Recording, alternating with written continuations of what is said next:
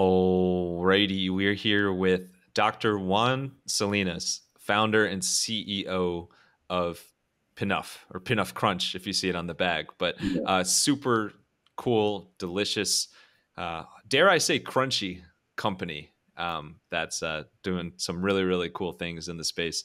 Juan, so excited to talk to you for lots of reasons and lots of different stories and insights today. Thanks for joining. How you doing today?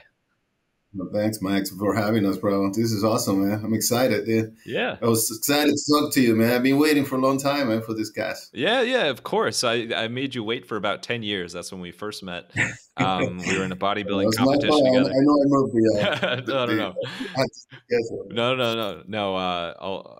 Yeah, so excited to speak to you as well. And it's a really cool kind of origin story of how we got connected in the first place. So people ask me all the time, like, how do you find your guests? Like, you find them online? Do you like use like an agency? Like, how do you, and like, there's a million different ways to get to reach out to guests and to find entrepreneurs, people doing cool things in the space.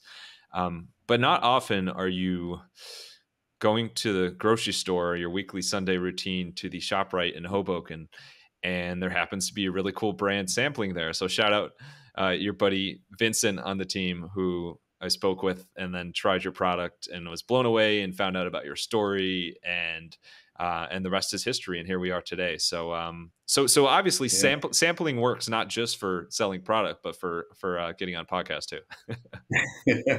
And I tell you, man, usually you would have met me in person there, because I do a lot of those sampling events too. Some with time with Vincent, some by myself. But I like doing that, man. I like getting in touch with the people, with the consumer. You know, you learn a lot from sampling. Yeah, it's a great thing to do, and you get the pulse of the people and the corny podcasters out there sometimes. But another thing that I learned from Vincent that day was that you were actually on Shark Tank.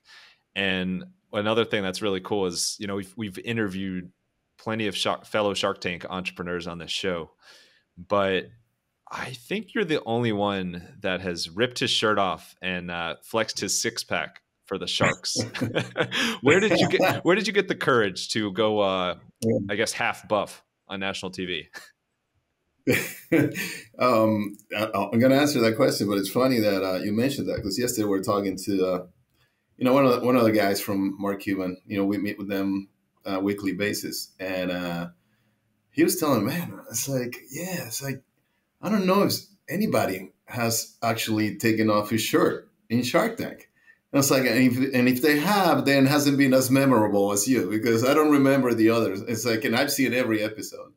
So I was like, I don't know, man. That would be pretty cool to research and see. But I don't know, man. I do a lot of bodybuilding. You know, I'm a natural bodybuilder, so to me, taking off the shirt there, it wasn't completely out of whack, you know.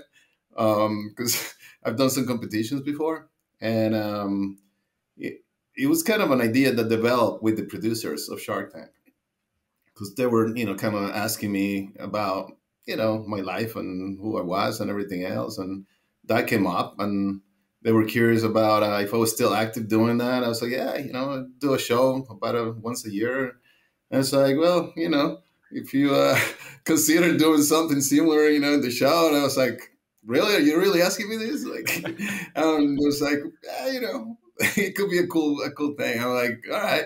I was like, I'm in. So the problem was, man, that was during COVID, and every gym was closed. And obviously, you can't stay like ripped in like 24 hours, like every day, right? Like you usually go through some periods where you're trying to gain muscle, so you gain a little fat with it, So I was just chilling, man, COVID time, and trying to do my workouts at home. And then I agreed to do this. I was like, oh my God. It's like, I don't even have a gym. How am I going to do this? But I kind of came up with my own little fitness plan that I did at home.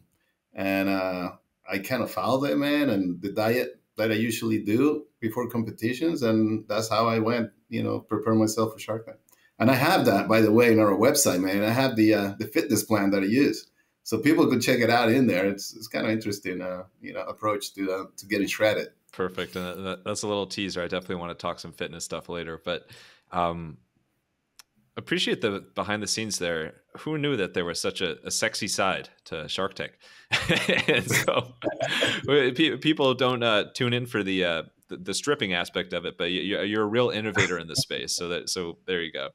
Um, Speaking of that, I'm a huge. You could say I have a man crush on Mark Cuban. I went to Indiana University, so he always looked up to him as an entrepreneur, and even learned about him back in my high school entrepreneurship class. And he's just incredible. We could talk about Mark forever, but just a little like peek behind the scenes. Like, how would you characterize who Mark is like in person and actually working with him in business versus kind of like just what you see as the Hollywood version of Mark, if there is one? Wow, man. Mark, man, the first thing that Mark did after we made a deal with him, I'm from Honduras, so he knew that. I even told him that in the pitch. Soon after, there was a big hurricane that happened in Honduras, and there was it was a major disaster. Well, man, that he sent me an email. It's like, yo, it's like, I know that this happened in Honduras. I want to donate X amount of money. It was a pretty large amount. And it's like, can you put me in contact with some organizations over there? I was like, oh my God, man, this guy is like amazing.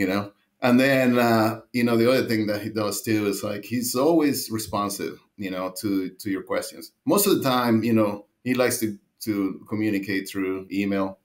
And I'm sure everybody wants to like talk to him. So it makes sense, right? That, he reads his emails probably at night after watching the maps and doing his broadcast thing.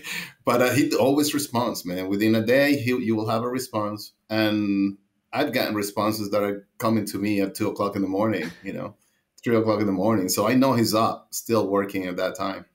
So that's pretty cool, man. And the other thing is like his email, man, is open to anyone. Yeah. So if you have something to say that you want to catch his interest, I mean, I've known people that have asked me about it. It's like, yeah, just write him an email, just do a catchy subject or something so you can get his attention. And he actually responded to them, So, it's that kind of guy, man. It's a truly a people's guy, Yeah, that's a really heartwarming, really cool story there. I had heard that about his email, that he was way more accessible than you'd think, and a little embarrassing, but I've said it on the podcast before. I've reached out to him in the past to see if he wants to come on the podcast, and of course, talking about the IU ties and entrepreneurship and everything. And like he politely, respectfully declined, but the fact that he responded at all and responded within like 20 minutes, I think it was like, just can't do it now. Sorry. Thanks, Max. I was like, wow, like this, I don't know. This guy's a real one. Listen, and I made a deal with him. I get the same answer sometimes too. Exactly. Don't feel like. Oh no, it's okay. Yeah, exactly. Yeah, go Hoosiers. But anyway, so that's a little peek at some of the really cool publicity that you've gotten, and business deals, hint, hint, that you've made as part of your P-nuff journey. But I want to go back to day one with P-nuff.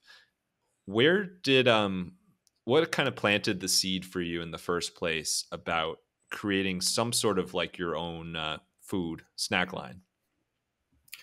Yeah. So the idea, I guess it was already in my head for a long time, and it wasn't exactly that idea, but I knew I wanted to do something related to the sports nutrition space. And I knew that because my last job before I became an entrepreneur and started my own company, I was working for Nestle, and I was working for their performance nutrition division, which is pretty cool because we used to work with a lot of athletes. And we were working on developing products for them. Like, remember Power Bar? That was the first bar. That was a bar that was made strictly by a marathoner. And that was the whole thought, that you can eat this bar while you were running and it wouldn't upset your stomach and it will give you the energy you needed to run the whole marathon. That was the first bar, right? And eventually Nestle ended up buying that company. And that set up the base for what it will be, a whole incentives of creating products for athletes of all kinds.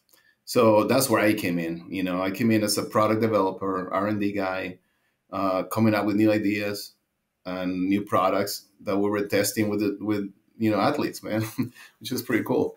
They also had another division in Australia called Musashi, and that was more of a bodybuilding division. So I was really interested in that because I was doing bodybuilding back then. And I wanted to create like a 50 gram bar, protein bar. And we did it, man. We did it. And actually, they still sell it there, which is, it was a really good, tasty bar. But that would, working around so many products and so many ideas, I used to be like, man, how come we can't do this? Why can't we do something a little more, more friendly to not just the athlete, but everyday warrior, if you want to call it. And I remember attending we used to do a lot of consumer testing. So we'll bring, consumers from the street into like a facility, and we'll have a whole bunch of questions that we ask them, just try to find out more about their preferences, what they thought about protein, what they thought about carbohydrates and things like that. And one of my takeaways, man, one of those sessions was like, every product has like 20 grams of protein at the time. There was a few that had 10 grams, some that had 5 grams. And we were like, well, everybody should probably prefer the 20 grams, And I came from the bodybuilding. I was like, no, I want 50. But what we find out is that, your average, person that goes to the gym, that have a family, that have kids, anything anywhere between 5 grams to 10 grams was sufficient to them. And actually, they didn't want any more than that. And we didn't have any products like that. We were trying to develop products with higher levels of protein. So that kind of, implanted an idea on my head about like, hey, man, what if we had some really cool, tasty product that will deliver some protein, not so high, for an athlete, but for the everyday person. And that's how kind of I started the whole thing. I don't know if every entrepreneur goes through the same process, but to me, it was like, I know I want to do this. When is the right time to do it? And if you have a cushy job, making good money, it's pretty hard, So what did it for me is that, there was a shift on the company. They wanted to sell off the division, and they ended up selling it off to Post. And at that time, we're like, okay, you can go to Post, or you can just, take a package. And I was like, you know what, this is it. I'm going to take the package, and with some of that money, I'm going to use to start off my idea and just go from there. And that's how it all started. And then it was like, okay, which idea? I had like a whole bunch of different ideas. And the peanut puff idea came from actually I went to a trade show, and there was a company there that was a peanut company that's trying to sell you peanuts, and they had been working with another, big corporation in trying to develop extruded products, which are like, like Cheetos, that kind of texture. And they had made one that had peanuts in it, and it was not very good tasting, But I was like, oh my God, this could be a really cool idea, especially because I knew the properties from a nutrition point of view. I was looking at products, and I was thinking, what, peanuts have like really good nutrition. And then they had messed around with beans. I was like, oh man, beans are also another superfood. So that's how, it all started. And then it all came down to start trying different ingredients, beans. I started combining beans with rice. I started combining beans with peanut. And then I created this matrix, that I called it, a complete protein profile. I went to make sure that, whatever protein I was offering had every amino acid that is important for your body. So that's how it all came about, man. And the main thing, like you said, it had to be like tasty, And so I was like, peanut butter. Everybody loves peanut butter. So I was like, I gotta make sure that this thing tastes good, and the peanut was just like a no brainer.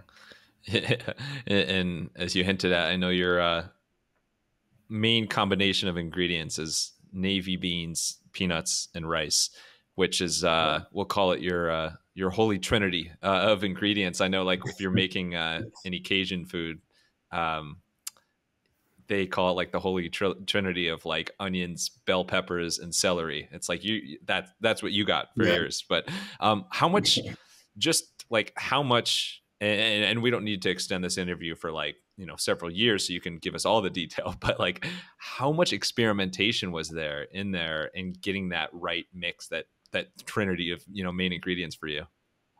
Yeah, I mean, it took me probably about 8 months total, um, and that included some, testing in the kitchen, to going into a facility where, because this product cannot be just made in the kitchen. It has to be made by a real processing machine, Hmm. which it's called an extruder. And so I had to go find a company that had an extruder, and then start experimentations there. So, it took me about 8 months to kind of come up with the final recipe. And what was the big like aha moment within that journey of like, okay, now we're on to something? Yeah, no. So one of the biggest challenges we had was to, I wanted to have my label be, beans first, and then I wanted to have the other ingredients after. Like beans to me were like so important. And we were having a really hard time adding, basically making that the first ingredient. Because every time we did that, the product would come out flat, too hard. It didn't have that texture that we wanted it. So, we started trying different things. And once we got it, man, I was just like, yes, we finally got it. I was almost like, everybody was just like, ugh, just don't worry about it. It's like, it's still in the label, just like, don't worry, like leave the rice first or whatever. I'm like, no, man. I was like persistent. I was like, I want the beans first. So that was kind of cool, man. We finally got there. I was like, yeah, I told you guys we knew that we could do it, and that's a lesson learned too, man. Because if you have something, I know you have to pivot, but if for me, it was so important, the nutrition piece, and there's always a way, and even when it seems impossible, there's always a way, you know. Yeah, and how do you? I mean, I've never create other than just like cooking concoctions here. I've never like developed a food brand or anything like that, and I'm always amazed as like, how do you find that right mix where it's like there's the positive benefits for you health wise, with it being like low calorie, or like some brands low sugar, like how have you been able, in your standpoint, how have you made sure that like there's the emphasis on like health and like good amounts of protein, while also making sure it's like on the lower side calories wise? Yeah, I mean, to be honest, man, the beginning of it starts just like you described it. Like I know a lot of entrepreneurs have started with a recipe that their mom had, and so that's your base, right? And now, if you want to make that, let's say, healthy and nutritious, then you got to start looking at, okay, the first thing is, okay, what does my nutritional facts panel looks like of this recipe? And then you see, okay, this is good. It's got enough fiber, but maybe too much sugar, you know. So it's like, okay, how can I reduce the sugar? And that's when your food, us food scientists, that's what we did. Okay, what are some of the tools out there that will help me reduce the sugar? Maybe it's using stevia, or maybe it's using monk fruit or something else. And you go down the line that way. And that's kind of how you do it. And that's actually, you stumbled on another part I was wondering about, is like taste. Like taste is so important. Like no matter how healthy, how protein heavy something is, like something's not going to fly off the shelves if it doesn't taste good, and it's not going to get Yeah. recommended to people. So like, what was your approach? And even like as you expanded to different varieties, different flavors, what's your approach of being like, all right, this is Dr. Juan certified. This hits the flavor profile I'm going for. Yeah, man, it's funny, man, because I was talking to today earlier, a couple hours ago. I was talking to a director from one of the flavor companies, and I'm moderating a panel, later in the month, and I was talking to him, and he was like, "Yeah, but at the end of the day, everything's about, people. All they care is about the flavor, right?" And I was like, "You're right. It's like that's the number one thing. It doesn't matter whether the product's got all this great nutrition and all these awesome ingredients. If it doesn't taste good, people are not gonna buy it." And then I was like, and the other thing is cost. I was like, if it's too expensive, people probably want to try it, but they're probably not going to become part of their everyday product. So there's a balance there, and the problem is that a lot of the healthy and nutritious products are very expensive because the ingredients are expensive. So for us to make a healthy product, we have to buy ingredients that are probably 3 or 4 times the cost of the alternative. Like for me, I could have used corn easily, and people, it's a well accepted flavor, right? And most snacks that you see, like mine, like the extruded type, like the Cheeto type, they're all made from corn, and corn is really cheap. Yeah, it's a little But there's corny no though. nutritional, but there's no nutritional value to it. So it's like, that anyway. We're getting a little bit out of what your question was really about. But the way that I when I started, I went to make sure that the product that I made was well accepted in terms of flavor, right? So what I did is I went to a local high school in Caldwell, and I had a friend there, and she was a teacher, and she's like, "Yeah, I want to just come in," and it's like, try, like, let the kids here try the product, and it's like we'll develop some questions, it's like, and figure it out, how much they like it. So I did that, man. I just went to for a whole day. I went from class to class, and I just had this, my product, some prototypes that I'd done, and I basically had them taste it, and then they basically answer some questions, and then analyze the results, and I was like, holy crap, this is really good. Like, I told you I used to work for Nabisco, so I used to work. Our gold standard was Oreo. Like the scores that you get from Oreo, it's just like every product that we developed, we wanted them to score as good or better than Oreo because we knew that was going to be a really good accepted product. And so I had, I was trying to see, can I beat Oreo with my product, in terms of taste, man? And I came very close to it, man, very close to what Oreo is, which is amazing. So I was like, all right, we got a good product going here. So that's how that's how I knew that product was going to be good. And then the other line extensions, I follow a similar approach. I didn't go to the high schools and get that, but I always do like a lot of inquiry, to people that I know and people that I don't know. Like I want to make sure that I hit people that don't care about giving me their feedback, whether it's good or bad. Like family usually don't want to hurt your feelings. Right. So you want to go to people that, don't care. You want to go to people that hurt your feelings. No. Yeah, exactly. In a way. I don't care. Like I want to know the truth because I don't want to spend all this money on developing a new product and then only my family buying it. By the way, you were, I think, just in the nick of time with the we'll call it the focus groups of school students eating because my wife is a teacher in Jersey as well.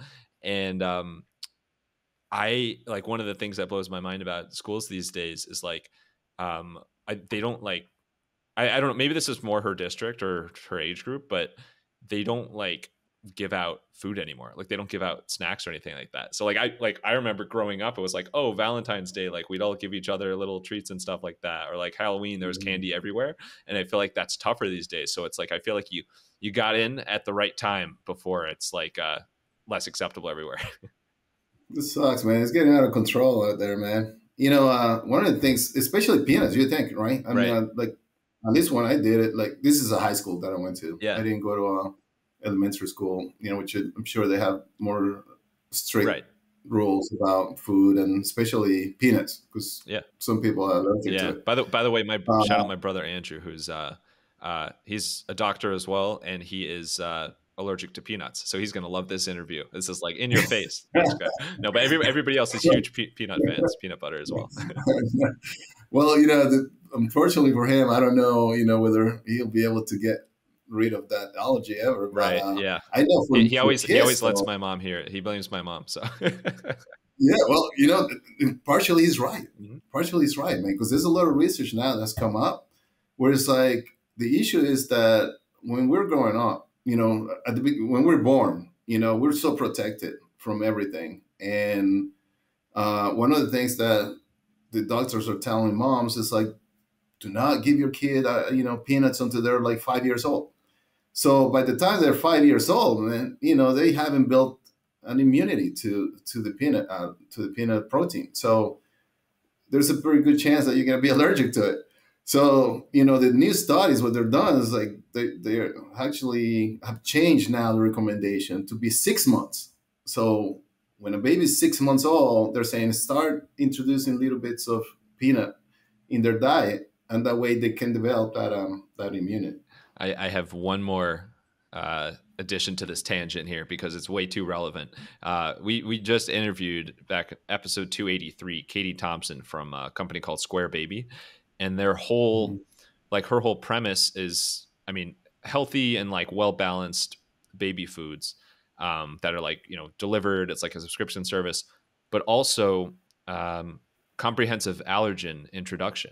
So like we talked in detail about like, yeah, like you gotta, there's different types of foods and ingredients that like you got to introduce your kid to at certain points, and like she's got a whole basis about that. So that's really cool. We come full circle here.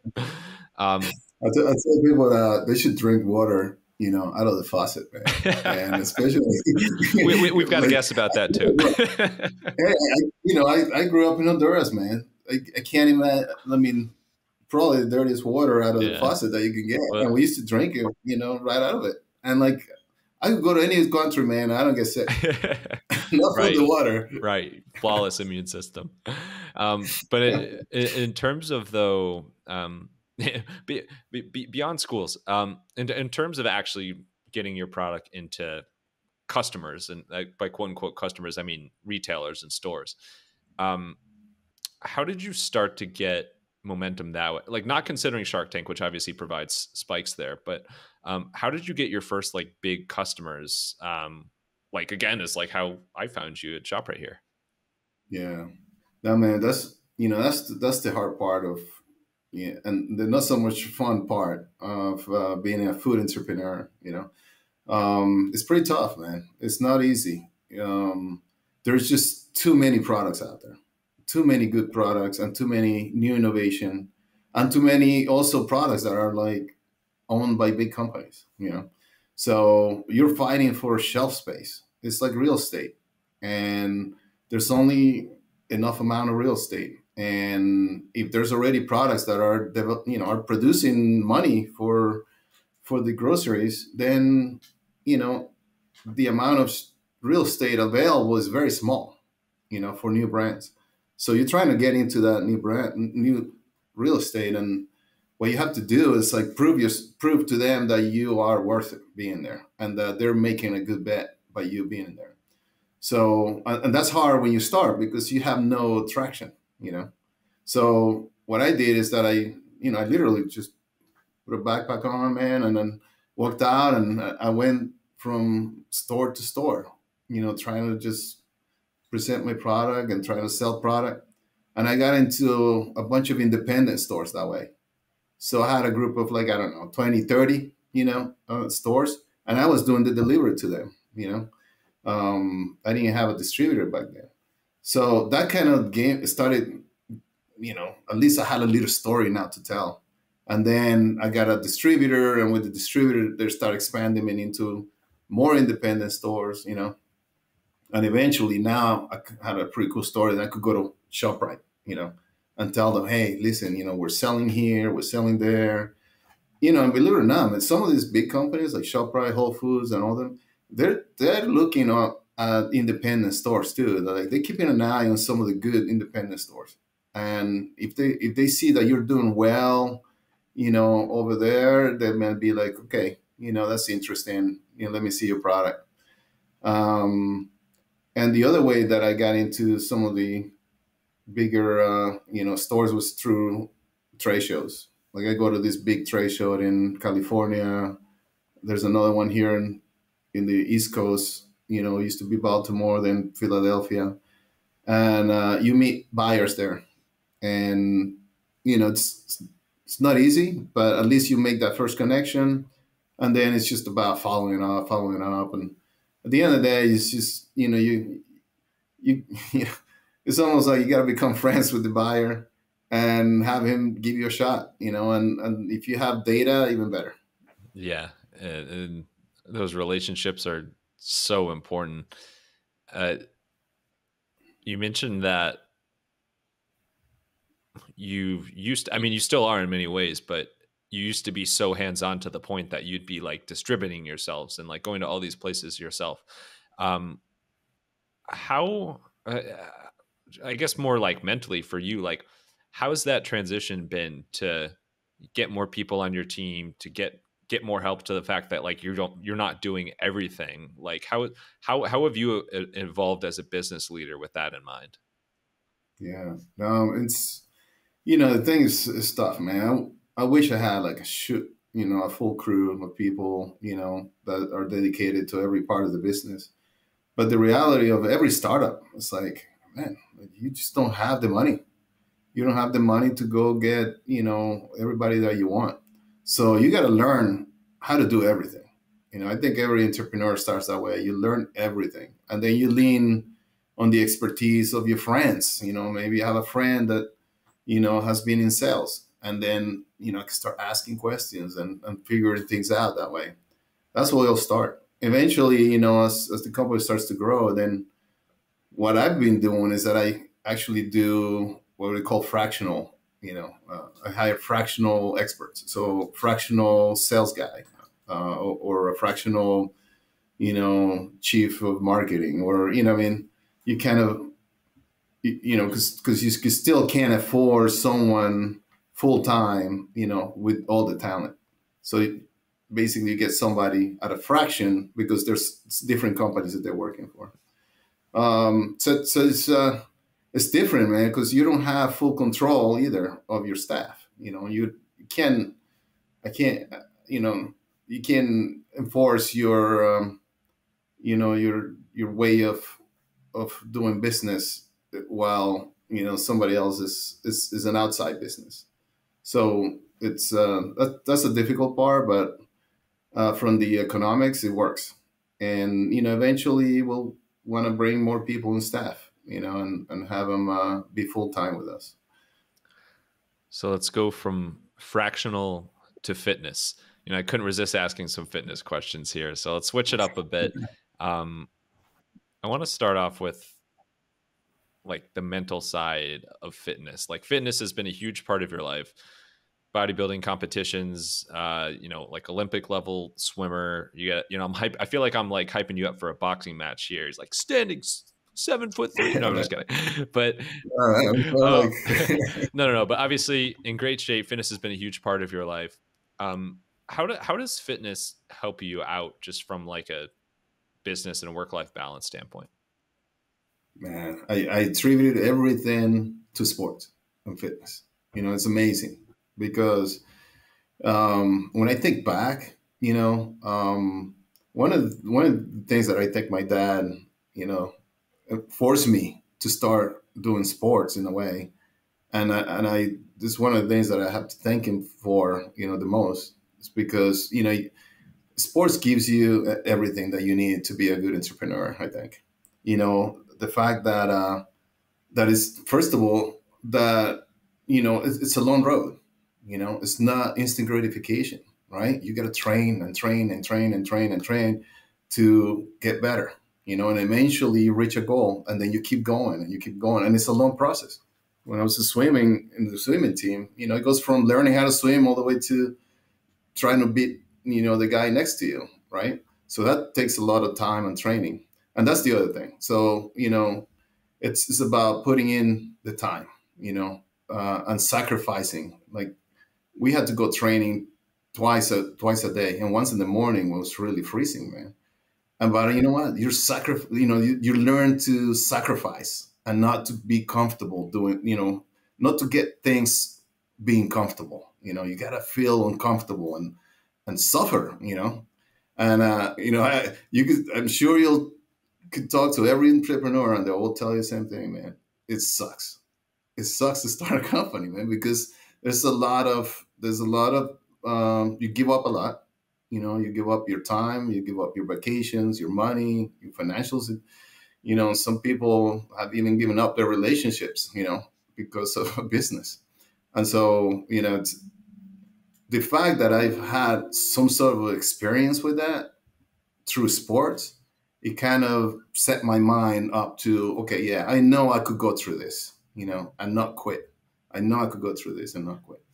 And so, to me, that's, there's a direct relationship, I think, between, exercise and sports and being a good entrepreneurship. The other thing that it does now for me, because I work out just about almost every day, right? And I love hitting the gym after work. And what it does for me too, man, is like that's the one time where I'm not fully thinking about the business. Every other time, you're always thinking about it. There's always something. But when I'm at the gym, man, I go in a different mode, and it helps me calm down. It helps me look at things better. Now I'm looking from a different view rather than trying to solve a problem and that you get into it. Now I'm like, I step back and I can look, after the gym, I kind of like have a different vision of things, man. And it helps me with stress. I think it distresses you. And it just helps you, mentally and physically. So I love it, man. I will recommend anybody to get into a routine exercise, program. It's a real shame that you don't enjoy working out and you've never seen any results from it. So sorry about that. No, Yeah. no, It's a long run, man. I will someday. one day, maybe one day you'll even be on TV.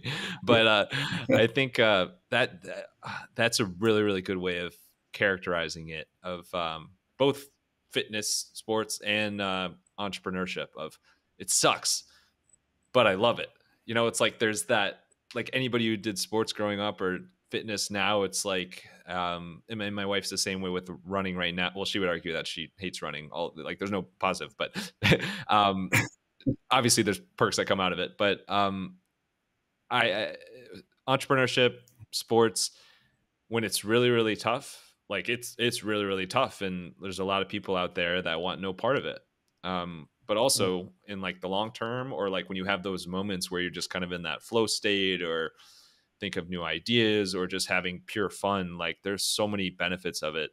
And you look back fondly of that. Like one of my favorite sports to play growing up was football, American football. Sorry, but I think that like I look most fondly back at like two-a-days, like those 2.5 weeks of the football season where you had 2 practices every day. And I mean, me growing up in Cleveland, Ohio, it is so humid, and it's like 90 degrees and humid, and you have all these football pads on, and they literally weigh you twice a day to make sure that you're not going to faint and everything. Like, it is, it was really tough, but I also look really fondly back on those moments, and it also taught me the skill of discipline, which I feel like discipline is something that for any entrepreneur is like so crazy important. And so I'm with you. Like there's incredible parallels there.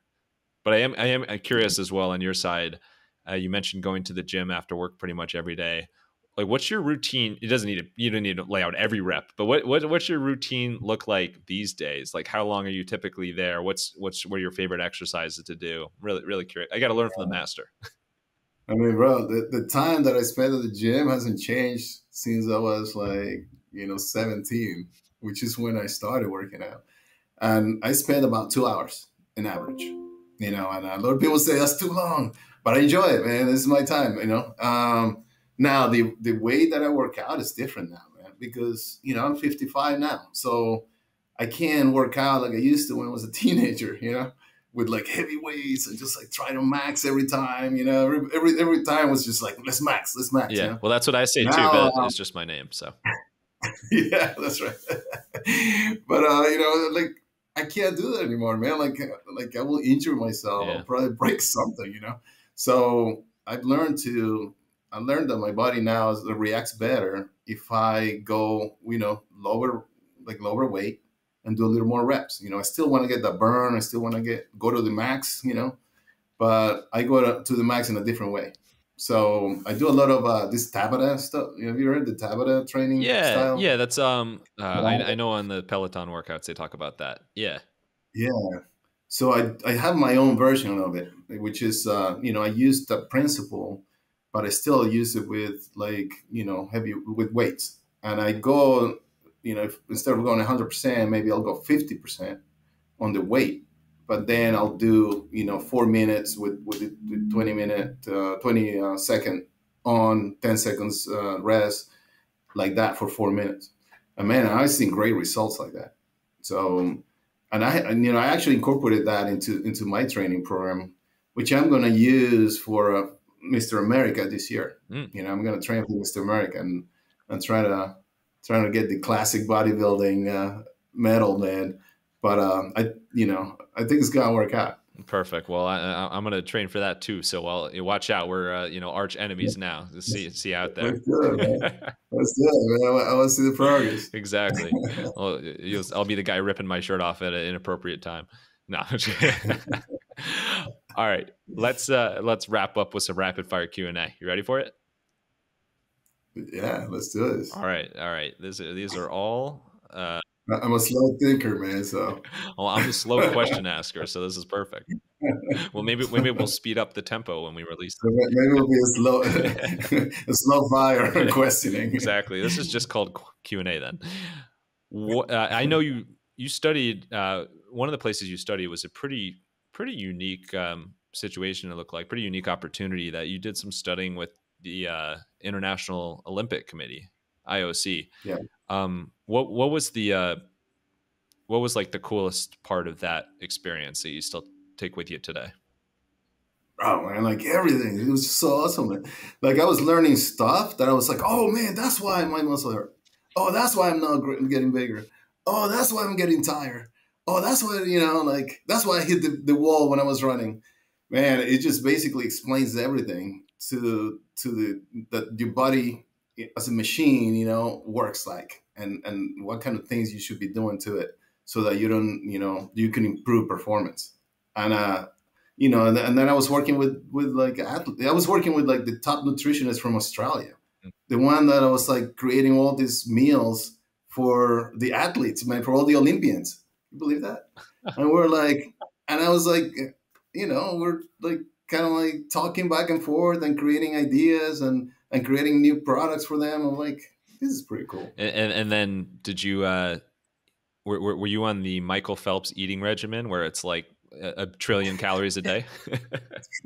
What is it? What does he have? Like 3 large pizzas, after every swim or something. It was insane. Yeah, that's more of a workout than is swimming. So speaking, I remember Mike Tyson. You ever seen the Mike Tyson No. Back in the days, man? This is Mike Tyson routine for food. For him, it was like steaks. He used to eat like shitload of steaks, man, Yeah. all the time, and potatoes. That was his diet. That sounds. But it was like he was eating like 10 times a day. I was like, oh. Sounds like an ideal day for me. No, steak never gets old. But speaking of swimming, what if you could only do one type of swimming stroke for the rest of your life? What would it be? Breaststroke. How come?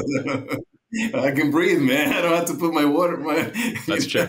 I don't have to keep my water in the water all the time, man. I was like, I want to see, I was like, yes, this is cool. Now, okay, I'm going down. Oh, this is good.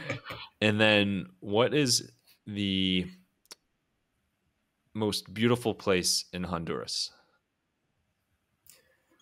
I will argue, Roatan is considered one of the nicest areas there.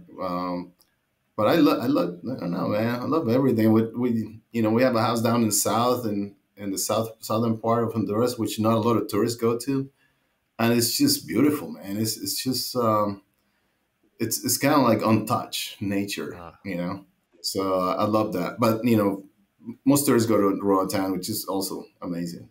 And what's your it's an island northern Is of, is of Honduras. is there like a national meal, like food dish from Honduras that is like really, really tasty?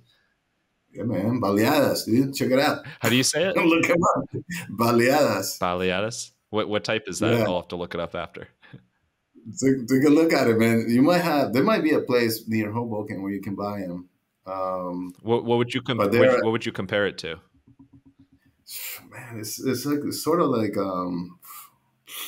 I don't know. It's kind of like a burrito, but it's not. It's a flour tortilla, and they put like refried beans in it with like some cream, and you could put meat, you could put eggs in it, and you roll it up and Oh, you eat it. you could Almost like a burrito. you could crunch it up with some P-nuff.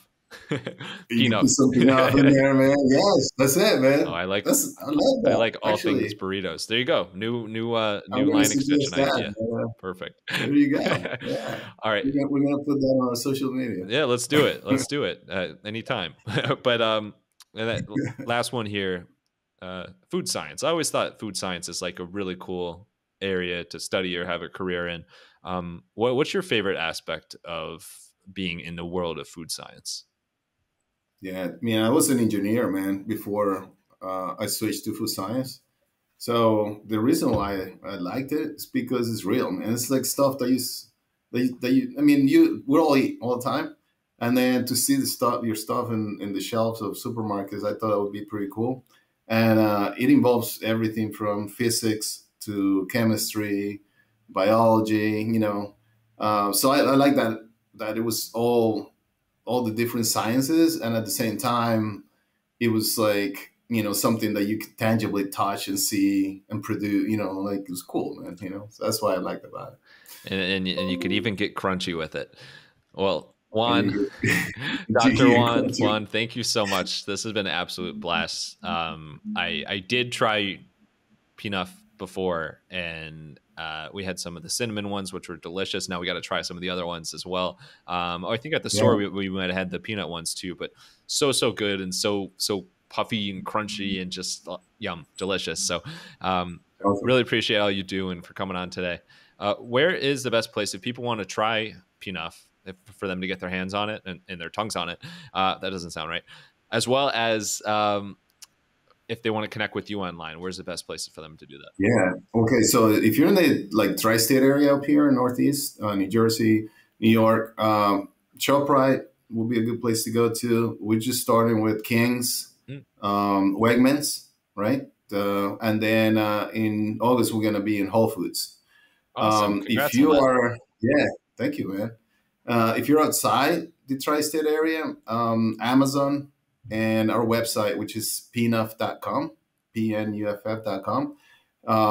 We offer all the flavors there, which you can't find in the groceries. Usually groceries only carry 2 or 3, but we have 5 total. So you can get all 5 on Amazon or on our website. Awesome. It's like Pokemon. Got to catch them all. You got to try them all. Got to P-nuff them all. Got to crunch them all.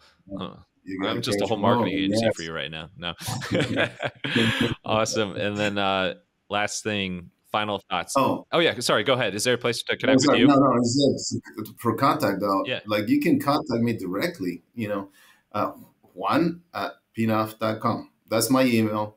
But we have all the social medias too, man. So at pnuff crunch, which is pnuff and then crunch on all social medias. TikTok, Instagram, Facebook. We have a YouTube video. We provide a lot of really cool content, man. I actually would like, we make the content, but I actually like making the content Yeah. because it kind of gets me back into the sports nutrition thing. And we talk a lot about, stuff that people have questions about: sodium, carbohydrates, protein, sugar, all that stuff. So check it out for sure. Perfect. Good, all great stuff. And we'll say with email, you're just as responsive as Mark Cuban. So good company there. Yeah, But and then last thing, for sure. final thoughts. Just a quote, a line, whatever you want. Just like one piece of words of wisdom to send us home here. Oh man, what was it? You don't, you won't make any shot that you don't try, right? So definitely, if you have passion for something, try it. Don't Don't be scared. Try it. What's the worst that could happen? You know, you didn't make the shot, you fell, or you think you fell. You know, I think everybody's a winner if you take a shot. So just do the shot, man. Take it. Bring on the bongos.